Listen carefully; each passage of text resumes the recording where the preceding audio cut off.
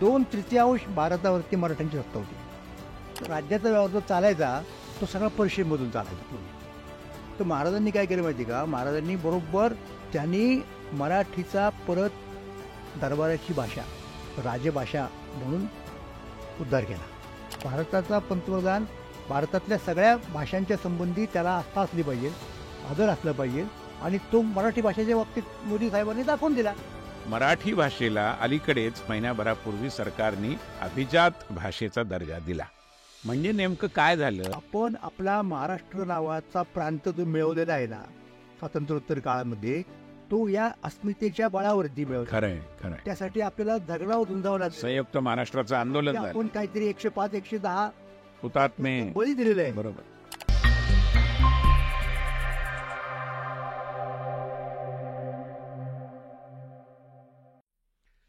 नमस्कार.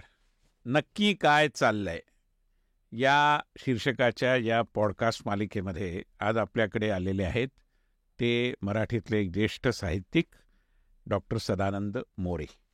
पण मोरे सर नमस्कार, स्वागत आहे तुमचं. पण मोरे सरांची एक ओळख ही केवळ साहित्यिक या शब्दामध्ये मावण्याजोगी नाही, कारण ते मुळात तत्त्वज्ञानाचे प्राध्यापक आहेत. 2015 घुमान पंजाबमध्ये झालेल्या मराठी साहित्य संमेलनाचे सन्माननीय अध्यक्ष म्हणून त्यांची कारकीर्द राहिली आहे. आणि अनेक संत साहित्यावरच्या, ललित साहित्याच्या संदर्भातल्या, तत्त्वज्ञानाच्या विषयातल्या आणि या सगळ्या पलीकडे जाऊन किंवा या सगळ्याला कवेत घेणारा असा जो महाराष्ट्र धर्म आहे, त्या महाराष्ट्राच्या इतिहासाचं अतिशय साक्षेपी विवेचन करणाऱ्या अशा एका मातबर लेखकाशी आज आपण बोलतो आहोत. आणि आपला विषय अर्थातच तुमची आमची माय मराठी हा आहे. त्यामुळे मोरे सर, सगळ्यात प्रथम तुमचं स्वागत केल्यानंतर सगळ्यांच्या मनातला एक प्रश्न मी विचारतो, जो विशेषतः ज्यांना आज जेन झी म्हटलं जातं यांच्या मनातही असणार, तो म्हणजे मराठी भाषेला अलीकडेच महिन्याभरापूर्वी केंद्र सरकारने अभिजात भाषेचा दर्जा दिला. म्हणजे नेमकं काय झालं? आणि ही अभिजात भाषा झाल्यामुळे तुमची आमची जी माय मराठी आहे तिच्या ऊर्जितावस्थेच्या शक्यता कशा पद्धतीने समोर आल्या आहेत? मी गेले कित्येक वर्षांपासून भाषेच्या संदर्भात काम करत असतो. शासकीय पातळीवरून, निमशासकीय, बिगर शासकीय काही म्हणा. तर केंद्र सरकारने मराठी भाषेला अभिजात भाषेचा दर्जा दिला. म्हणजे काय की मराठी भाषा ही अभिजात आहेच, याला मान्यता दिली. तर तिला विशिष्ट प्रकारची मान्यता बरोबर द्यायची असते. बरोबर. ती मान्यता शासनाने दिली. आणि अर्थात मान्यता द्यायची म्हटल्यानंतर त्याचे काही एक त्याला नॉर्म्स म्हणतो आपण, काही मानदंड असावे लागतात, म्हणजे असतातच. तर ते आधी निश्चित केले जातात आणि त्याच्यामध्ये जर ती उतरली भाषा तर तिला तो दर्जा प्राप्त होतो. आणि मराठी भाषा ही अशा प्रकारची भाषा आहे, तिला असा दर्जा मिळावा अशी मागणी काही वर्षांपासून महाराष्ट्रातल्या लोकांची होती. आणि त्यानुसार ही गोष्ट आत्ता घडली. हा त्याच्यातला महत्त्वाचा मुद्दा आहे. आता या गोष्टीला काय म्हणून महत्त्व द्यायचं असा दुसरा एक प्रश्न निर्माण होतो. तर तो अशासाठी माहिती का की भारत हा जो देश आहे ना, तो खंडप्राय आहे. बरोबर. त्याला उपखंड सुद्धा म्हणतात, म्हणजे इंडियन सब कॉन्टिनेंट असे म्हणणे. बरोबर. आणि त्याचं वैशिष्ट्य म्हणजे तिथे खूप वेगवेगळ्या प्रकारच्या भाषा बोलणारे लोक आहेत. त्यामुळं युरोपमधल्या कुठल्याही देशाची भारताशी तुलना होऊ शकत नाही. बरोबर. हे या अर्थाने एकमेव अद्वितीय ज्याला म्हणतो आपण असा हा देश आहे. त्यामुळं भाषेचं राजकारण हे आपल्याकडं पहिल्यापासून चालत आलेलं आहे. आणि ते स्वाभाविक मानतो मी. म्हणजे सगळ्याच लोकांना वाटतं की आपली भाषा असली पाहिजे, श्रेष्ठ असली पाहिजे, तिला प्राधान्य मिळलं पाहिजे, वगैरे वगैरे वगैरे. तर या दृष्टिकोनातून सुद्धा मला ही गोष्ट महत्त्वाची वाटते की जर एखाद्या भाषेला तशा प्रकारचा दर्जा असेलच, मुळातला म्हणजे ती असेलच, बरोबर, तर तिला तो दर्जा मान्य करणं तिचं एक केंद्राचं काम ठरतं, म्हणजे कर्तव्य ठरतं. बरोबर. हा एक दुसरा मुद्दा आला. आता अभिजात मुळात आपण पहा बरं का की अभिजात हा जो शब्द आहे ना, त्याचा नेमका अर्थ काय होतो? आपल्याला अभिजन शब्द माहिती आहे. बरोबर. अभिजनचा खरा अर्थ म्हणजे तो कुलीन असा आहे, तो जन्माने चांगला आहे. बरोबर. आणि तसंच अभिजात याचा अर्थ काय? अभिजात भाषा म्हणजे ही भाषा कुलीन भाषा आहे, की म्हणजे मूलतःच ती समृद्ध आहे, संपन्न आहे, तिला एक मोठा इतिहास आहे. बरोबर. ती एक समृद्ध भाषा आहे.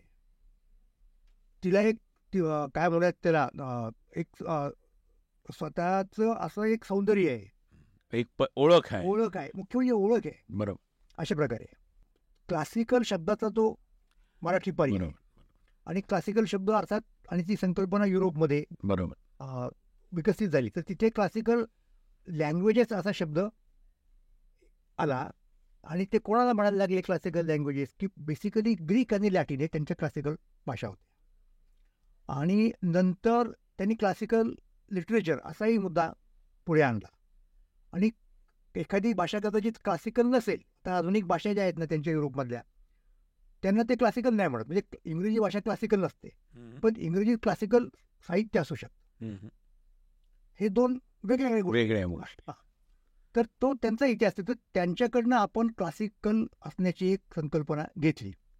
म्हणजे मग कोणत्या भाषा क्लासिकल, म्हणजे त्या ग्रीक लॅटिनच्या पद्धतीने पाहिलं तर मग संस्कृत भाषा उदाहरणार्थ, बरोबर, तमिळ भाषा उदाहरणार्थ, ती प्राचीन आहे म्हणून तिला आपण क्लासिकल म्हणू शकलो. पण क्लासिकल आणि अभिजात या दोन याच्यामध्ये तितकं साम्य नाही आहे. क्लासिकलमध्ये ही कल्पना नाही आहे, म्हणजे कुलीनत्वाची कल्पना नाही. बरोबर. केवळ प्राचीनत्व, त्याच्या प्राचीनत्वाची ती कल्पना आहे. आणि अर्थात ते तेवढं त्या दर्जाचं वगैरे असतं. आणि त्याच्यामुळे फरक काय पडला माहिती का, की तिथे प्राचीन भाषा आहे, क्लासिकल भाषा आहे, पण आधुनिक भाषा ते ज्यांना म्हणतात साधारणपणे 12व्या-13व्या शतकाच्या पासून पुढे आलेल्या, त्यांना ते क्लासिकल दर्जा देत नाही. त्यातलं साहित्य कदाचित क्लासिकल असेल. आता जेव्हा इथून आपण मराठीकडे येतो ना, तेव्हा आपलं असं लक्षात येतं की दोन्ही निकषांना मराठी भाषा उतरणारी आहे. म्हणजे ती क्लासिकल या अर्थाने क्लासिकलही आहे आणि त्याच्यामध्ये क्लासिकल साहित्य आहे. बरोबर. या अर्थाने क्लासिकल आहे, या अर्थाने क्लासिकल आहे. बरोबर. पण आता हा दर्जा मिळाल्यामुळे आपल्याला काय मिळेल सांगतो ना. तर तो पहिली गोष्ट अशी की आपण मराठी माणसं आहोत, म्हणजे मराठी भाषा बोलणारे लोक आहोत. तर आपल्यामध्ये जी एक भाषिक अस्मिता आहे ती सगळ्याच भाषकांमध्ये असते. आपल्यामध्ये तर असं अशातलं भाग नाही. पण आपल्यासाठी महत्त्वाचं काय माहिती का, की आपण आपला महाराष्ट्र नावाचा प्रांत जो मिळवलेला आहे ना स्वातंत्र्योत्तर काळामध्ये, तो या अस्मितेच्या बळावरती मिळवला. खरंय, खरंय. त्यासाठी आपल्याला झगडाव झुंजावं लागलं. संयुक्त महाराष्ट्राचं आंदोलन झालं. आपण काहीतरी 105 110 हुतात्मे बळी दिलेले आहे. बरोबर. लक्षात घ्या. म्हणजे भाषिक भान हे आपल्याला भरपूर आहे पहिल्यापासून. ते अगोदरपासून नेहमी ते सांगितलं आपल्या चर्चेच्या ओघामध्ये. तर अशा परिस्थितीमध्ये आपल्याला तो दर्जा प्राप्त होणं म्हणजे आपण ताबडतोब आपण मराठी भाषा बोलणारे आहोत म्हटल्यानंतर आपला आत्मविश्वास आपल्या भाषेबद्दल, की ज्याची आत्ता फार गरज आहे. या आत्ता सगळ्या भाषांमध्ये जगाच्या पातळीवरती ज्या पद्धतीने तंत्रज्ञानाचा विकास होत आहे, सगळं चाललेलं आहे, त्याच्यातनं स्थानिक भाषांची गळचेपी होते. बरोबर. आजच्या काळामध्ये निश्चितपणे त्यासाठी आर्थिक तरतुदीला एक महत्त्व असतं. ती आर्थिक तरतूद करण्याचं सामर्थ्य तितकं राज्यामध्ये नसतं. मग अशा वेळेला केंद्र जर पुढे आलं, केंद्र सरकार, आणि त्यानं जर अशी मदत केली तर आपल्याला त्याचा फायदा होईल ना. आणि निश्चितपणे इथे आहे ना, इथे म्हणजे कशाशी तरतूद आहे, मी आकड्यात बोलणार नाही म्हणजे. बरोबर. पण उदाहरणार्थ की समजा आपल्याला आपल्या भाषेतल्या महत्त्वाच्या ग्रंथांचे अनुवाद करायचे असतील, भाषांतर करायचे असतील दुसऱ्या भाषांमध्ये, तर ते करू शकतो आपण त्या निधीच्या आधारे. नंतर दुसऱ्या भाषातले चांगले ग्रंथ आहेत ते आपल्या भाषेत आणू शकतो. दासोपंतांनी, आता अनेकांना दासोपंत हे नावही माहीत नाही, पासोडी, पासोडीवाले दासोपंत. बरोबर. पण त्यांनी काय केलं माहिती का, त्यांनी भगवद्गीतेवरती मराठी भाष्य लिहिलं. तर त्यांचं मराठीमधलं गीतेचं भाष्य हे इतकं प्रचंड आहे, म्हणजे रेकॉर्ड म्हणता येईल. एवढं मोठं भाष्य कुठल्या ग्रंथावरती जगात असणं शक्य नाही. बरोबर. त्या ग्रंथाचा गीतार्णव फक्त 18 अध्याय, संपूर्ण ज्ञानेश्वरी एवढा आहे. ज्ञानेश्वरी 9000 ओव्यांची आहे, तर त्यांचा फक्त 18 अध्याय 9000 ओव्यांचा आहे. आणि इतके शब्द त्याच्यामध्ये आहेत ना, शब्द भांडार तुम्हाला सांगतो. म्हणजे मला अजून कळत नाही की आपल्या मराठी बोलणाऱ्या लोकांना अजून दासोपंतांचं गीता भाषा उपलब्ध नाही आहे सगळ्या याच्यामध्ये. कुणी काही लोकांनी पूर्वीचे एखादा दुसरा अध्याय छापला असेल, तर अशा प्रकारचे ग्रंथ छापायचे झाले तर. आणि दासोपंत हे मराठीचे अभिमानी आहेत. ते संस्कृतवाल्यांना आव्हान देतात की संस्कृतमध्ये एकच शब्द आहे, घटवाचक. मराठीमध्ये किती शब्द आहेत, घटनाचे किती प्रकार आहेत. डेरा आहे, रांजण आहे, मडकं आहे, बोलकोळ आहे, काय नाही सांगा ना.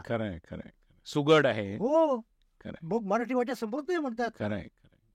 पण उद्या आज आता मी पाहतो की अनेक तरुण मुलांना मराठीतले प्रतिशब्दच माहिती नसतात. त्याला काय म्हणतात असं ते अडखळतात तिथे. त्यांनी खरं म्हणजे अशी हे दासोपंतांचं साहित्य वाचलं पाहिजे. त्यांनी ते वाचलं पाहिजे. पण आपली म्हणजे आता लहान तुम्ही तरुण मुलांचं सांगितलं तर आपण प्रौढ आहोत. आपण म्हणजे जे कोणी आता जे करते लोक आहेत तर त्यांचं काम आहे ना हे तिथपर्यंत नेणं, उपलब्ध करून देणं. म्हणजे समजा उद्या कुणी अशी आता क्विज म्हणतात त्याला, अशा प्रकारची स्पर्धा आपण लावली, समजा तरुण मुलांना बोलवलं की चल तू सांग या शब्दासाठी किती प्रतिशब्द तू सांगतो, जास्त प्रतिशब्द सांगेल त्याला बक्षीस मिळणार. मराठीतही असं थेसॉरस असतो का इंग्रजीमध्ये जसं प्रतिशब्दांचा एक संग्रह असतो? बऱ्यापैकी काम झालंय. राजाऊस प्रकाशनाचा तो एक थेसॉरस आहे, पण तरी ही कामं कमी येतो. खरं व्हायला पाहिजे. जेवढ्या गप्पा मारतो ना अस्मितेच्या, बरोबर तेवढं आपण करत नाही. खरंय. मोरे सर, मराठी भाषेची संपन्नता, समृद्धी ही अर्थातच नवीन नवीन शब्द हे एक प्रकारे उपलब्ध होण्यावर, ते कन्सीव्ह करणं ज्याला म्हणतो आपण, शब्द योजना करण्यावर असं अवलंबून असतं. आणि यात अनेक लोकांचं मोठं योगदान आहे, इतिहास काळापासून आहे, ज्यामध्ये आपले अतिशय सगळ्यांना आदरणीय असे पूज्य असे संत पण आहेत. तर जरा इतिहास काळामध्ये ज्यांनी योगदान दिलं त्याबद्दल काही सांगा. आता खरं तर मराठीचा इतिहास हा फार दूरवर जाणार आहे. असं पहा की 13व्या शतकामध्ये, इसवी सनाच्या 13व्या शतकामध्ये महाराष्ट्रात यादवांचं राज्य होतं. आणि यादवांच्या राज्याचं एक वैशिष्ट्य कसं पहा की यादवांच्या राज्यामध्ये मराठी भाषा ही पूर्णत्वाला गेली. कोणत्या अर्थाने? की भाषा श्रेष्ठ कोणती? की जी भाषा भाषेकडनं अपेक्षित असणारी सगळी कार्य करू शकते. बरोबर.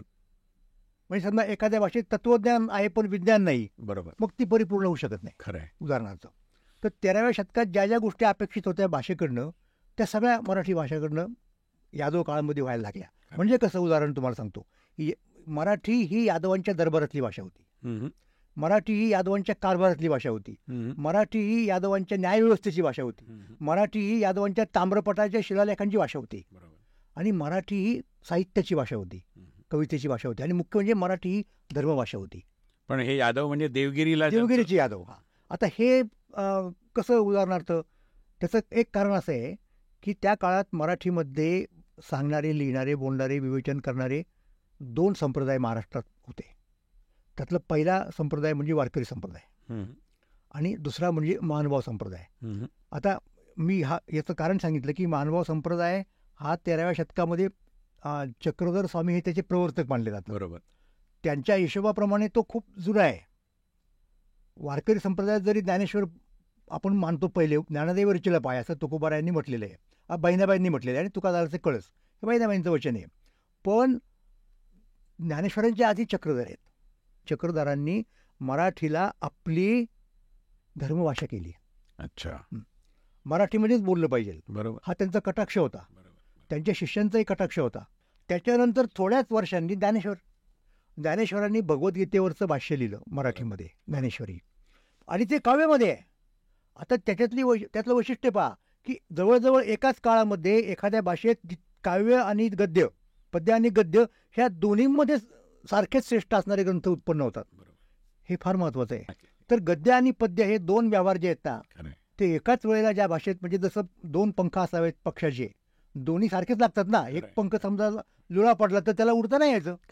तर एकाच वेळेला अशा पद्धतीने विचारांच्या, तत्वज्ञानाच्या व्यवहारामध्ये त्यांनी ती झेप घेतली. आणि ज्ञानेश्वरांचं तुम्हाला सांगतो, हे ठरव म्हणजे जाणीवपूर्वक एक भान की आपण हे करतोय, मराठीमध्ये आपण हे करतोय. माझा मराठाची बोलू कौतुके परी अमृतातही पैजा जिंके, हे ठरवून करतायत की संस्कृतमध्ये जे जे शक्य आहे ते तर मी करीनच, किंवा त्याच्या पुढे जाऊन संस्कृतमध्ये जे जमलं नाही तिथल्या लोकांना ते सुद्धा करीन. एवढी ज्ञानेश्वरांची झेप आहे. आकांक्षा केवढी होती, एवढी मोठी, आणि त्यांनी केली ना पूर्ण. ज्ञानेश्वर नामदेवांच्या नंतर तो काळ मराठी वाङ्मयाचा सुवर्ण काळ. 18 पगड जातीचे स्त्री पुरुष संत झालेले. त्याच्यानंतर आपण बघतो की भानुदास महाराज आहेत, एकनाथ महाराजचे पणजोबा, मग एकनाथ महाराज आहेत. अहो केवढं त्यांनी म्हणजे एकनाथांची सारखी व्हरायटी कोणाचीच नाही. ते भागवतावरती भाष्य लिहितात 11व्या स्कंदावरती, ते भावार्थ रामायण लिहितात, ते अभंग रचना करतायत, अभंग रचनेत वेगळे प्रयोग करतायत, ते गवळण लिहित आहेत, ते भारूड लिहित आहेत. भारूड म्हणजे थेट सामान्य माणसाच्या भाषेमध्ये, म्हणजे पंडितीपासून पंडितांच्या पासून तर सामान्य माणसांच्या पण याला राजव्यवहार या विषयात कसं आलं मराठी? कुठे नाही, त्या काळात नाहीच ना राहिला. नंतर नंतर नंतर आला ना, मी सांगतो. तर हे एकनाथांचं काम, हो, एकनाथांच्या नंतर तुकोबा आहेत. हो, आता जोपर्यंत सगळ्यात महत्वाचा मुद्दा आहे की ह्या सगळ्या गोष्टी तुमच्याकडे आहेत, पण जोपर्यंत सत्ता नाही खरंय, तोपर्यंत त्याला परिपूर्णता येत नाही. खरंय. आणि ही सत्ता शिवाजी महाराजांनी आणली परत. छत्रपती यादवांच्या काळाची तुमची सत्ता गेली होती आणि ज्यामुळे आपोआप त्याचा परिणाम तुमच्या भाषेवरती सुद्धा होत होता. शिवाजी महाराजांनी पारतंत्र्य हे केवळ राजकीय नसतं, ते हो, सांस्कृतिक पारतंत्र्य होतं. असतं ना. पण निदान राजकीय पारतंत्र्य असताना आपण काही बाबतीत ते टिकू शकतो भाषा, बरोबर, बरोबर. आणि भाषा टिकवली तरच पुढे आपण राजकीय जाऊ शकतो. खरंय. भाषा गेली तर मग तुम्ही पूर्ण गुलाम झाला, गेले, संपलेच, पूर्ण गुलाम झाला. खरंय. आता हे शिवाजी महाराजांनी काय केलं? शिवाजी महाराजांनीच त्यांनी मराठीचा परत दरबाराची भाषा, राजभाषा म्हणून उद्धार केला. मराठी बोलणाऱ्या लोकांचं महाराष्ट्र राज्य झालं पाहिजे म्हणून जी आपण चळवळ केली नंतर, म्हणजे नेमकं काय? म्हणजे मराठी राजभाषा झाली पाहिजे. अगदी बरोबर, खरंय. म्हणजे म्हणायला मराठी भाषकांचं राज्य, परंतु राजभाषा मराठी नाही, बरोबर, मग काय त्याचा उपयोग? खरंय. तर हे शिवाजी महाराजांना ती जाणीव 1674 आणि त्यांनी रघुनाथपंत हणमंते यांच्याकरवी कोश करून घेतला, राज्य व्यवहार कोश. राज्य व्यवहार लक्षात घ्या. बरोबर, बरोबर. का?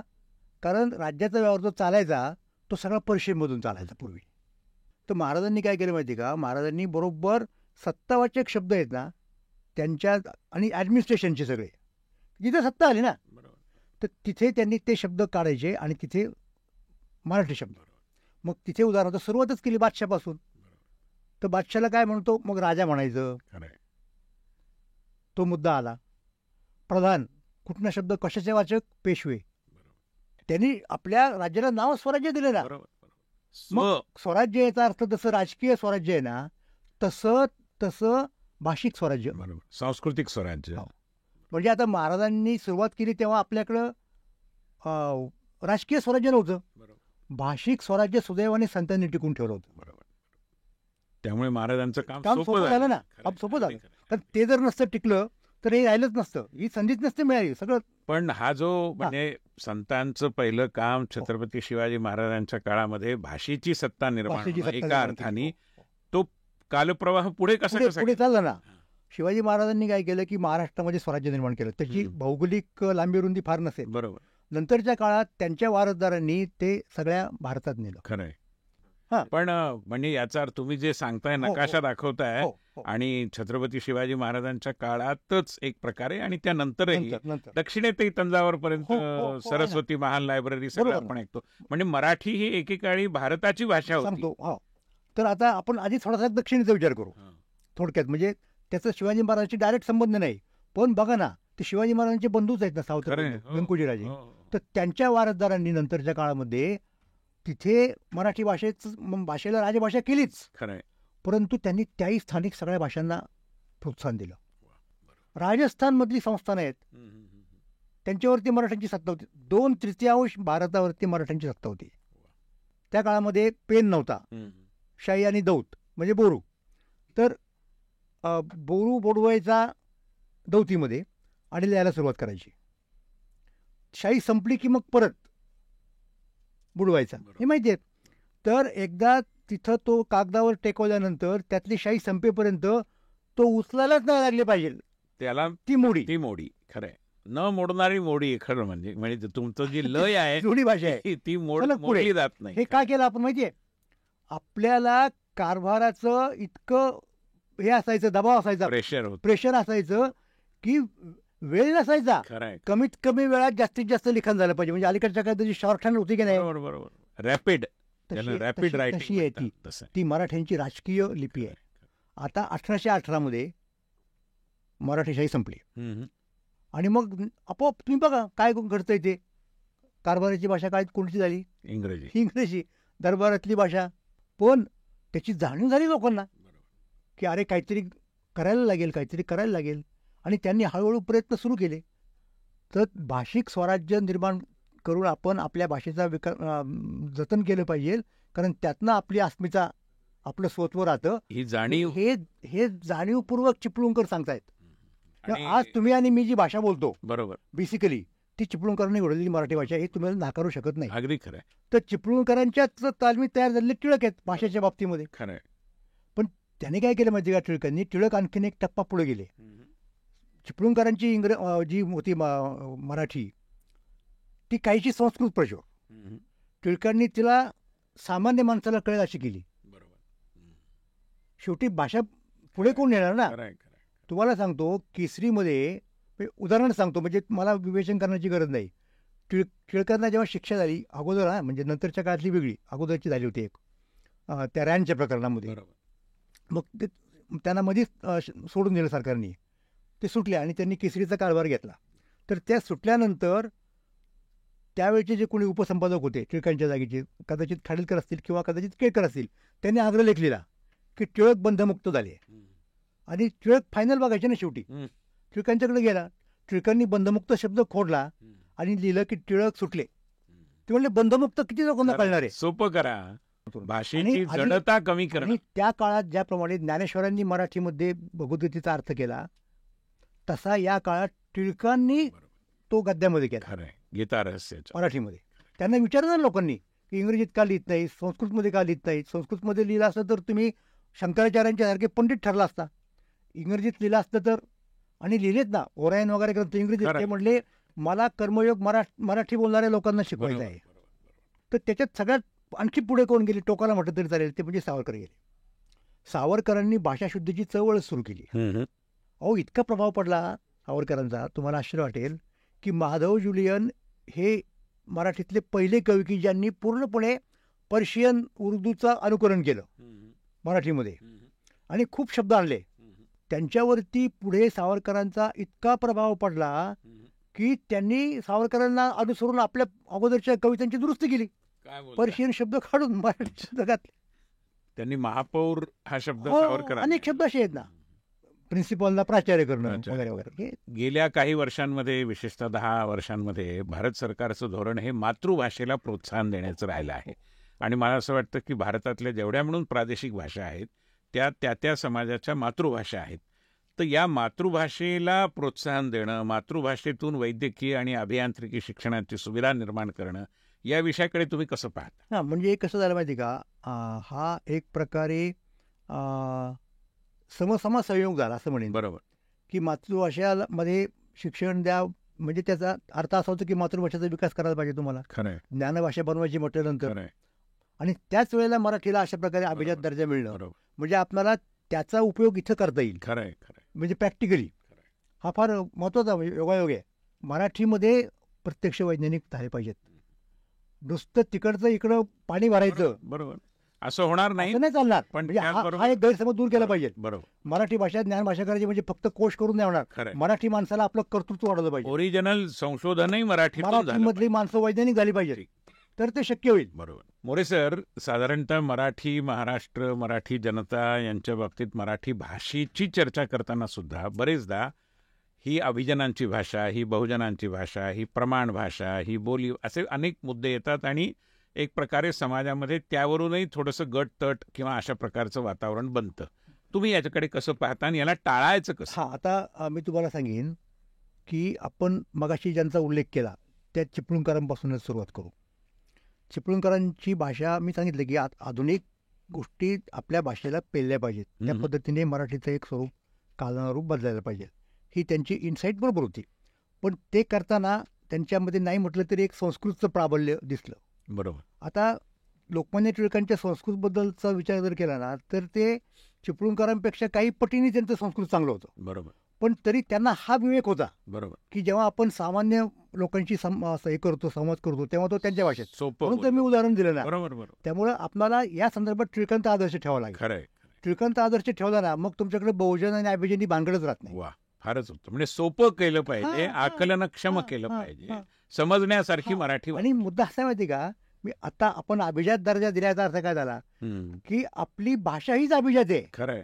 ते भाषा बोलणाऱ्या मराठी लोकांच्या मध्ये हे अभिजात आणि हे अभिजात नाहीत माणसं, खरं आहे. असं नाही चालणार. वा, फारच आपण चांगलं. सगळे अभिजात आहोत. अगदी बरोबर, उत्तम. ही जी एक सर्वांना बरोबर हा, घेऊन जाण्याची हा, दृष्टी हा, आहे, हा. त्या दृष्टीने भाषेची दुर्बोधता, हो, हो, काठिण्य हो, कमी केलं म्हणजे पाहिजे. आता तुम्ही तुकोबांची भाषा बघा ना, बरोबर, तुकोबांच्या भाषेत तुम्हाला कधी कधी इतके साधे शब्द सापडतील खरं आहे, की हा शब्द कवितेत येतो कसा, खरं आहे. पण त्याचबरोबर दुसरीकडे इतका एखादा संस्कृत प्रति शब्द सापडेल.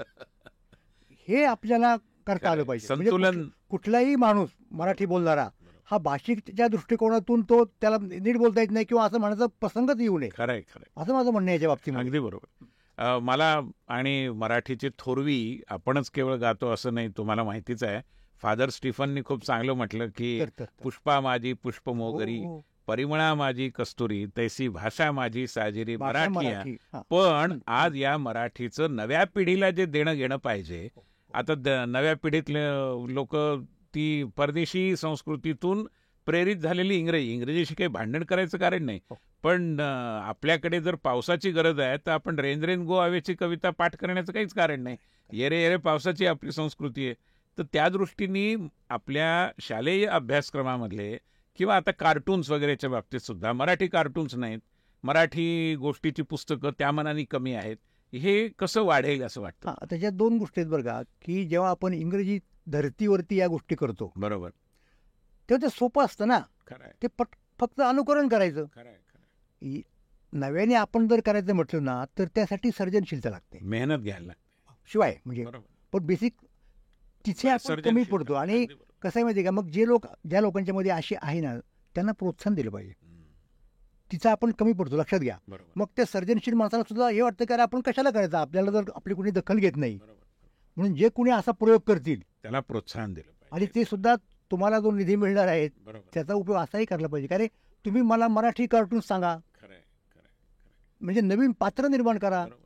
टॉम अँड जेरी फाईन, किती म्हणजे दिवस, बरोबर आहे. तुमचं असेल ना काहीतरी, म्हणजे खरं. अहो जसं चिमी जोशींनी चिमणराव तयार केलं, हो, तसं जसं काहीतरी जसं करा. आपल्या नारो तामणकरांनी बरोबर, तो गोट्या, तो बरोबर, बरोबर. दाजी, बरोबर, तसे होत नाहीत आपल्याकडे कॅरेक्टर. बरोबर, बरोबर.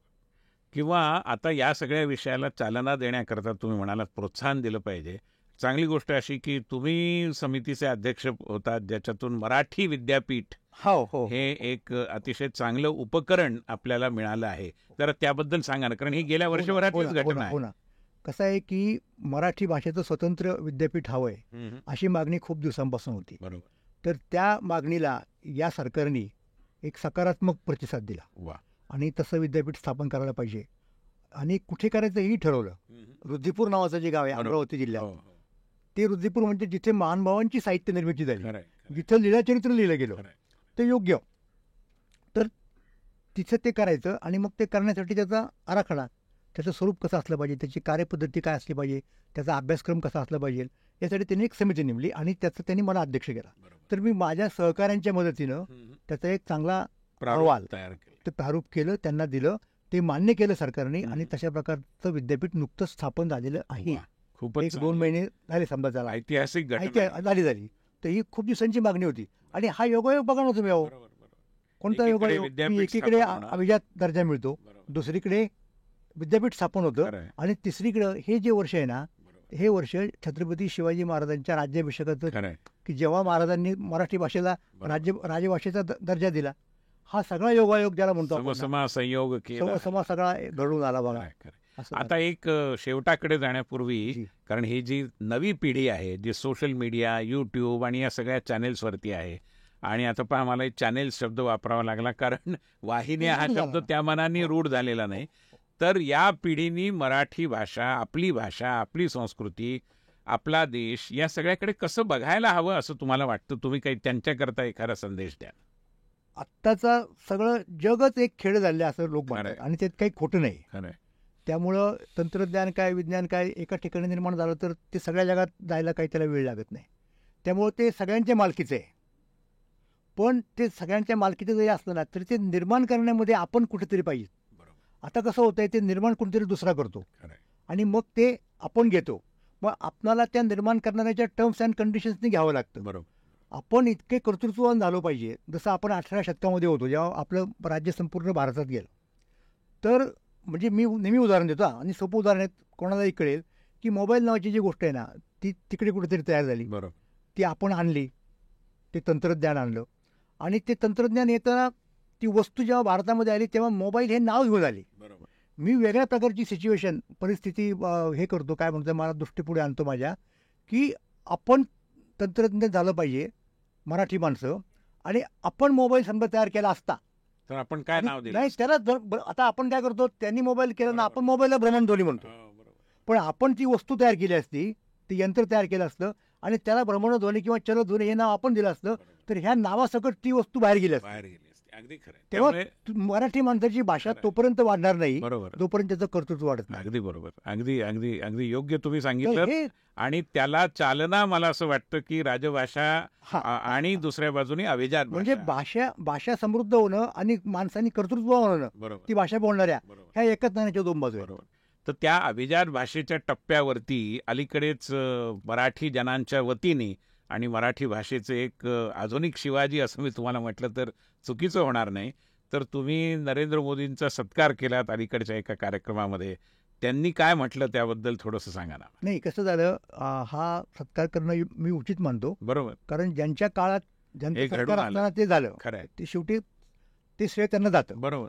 आणि ज्या दिवशी हा कार्यक्रम झाला ना, त्या दिवशी मला योगायोगाने तिथे उपस्थित राहण्याची आणि मराठी संबंधी काही बोलण्याची संधी मिळाली.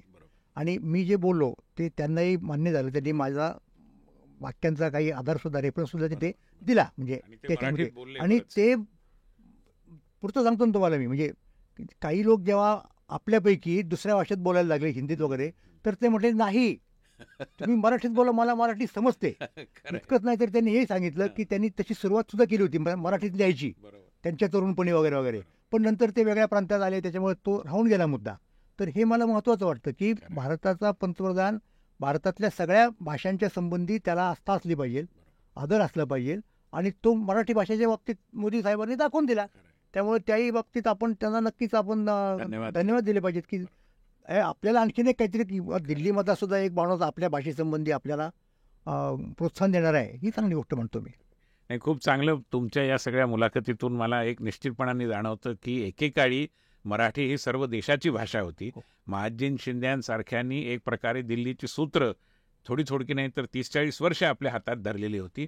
आणि आजही दिल्लीमध्ये राज्य करणारे आपले पंतप्रधान हे मराठी भाषेचा नुसता सन्मानच करतात किंवा त्याला अभिजात भाषेचाच दर्जा देतात असं नसून ते स्वतः मराठी बोलतात, मराठी समजून घेण्याचा प्रयत्न करतात.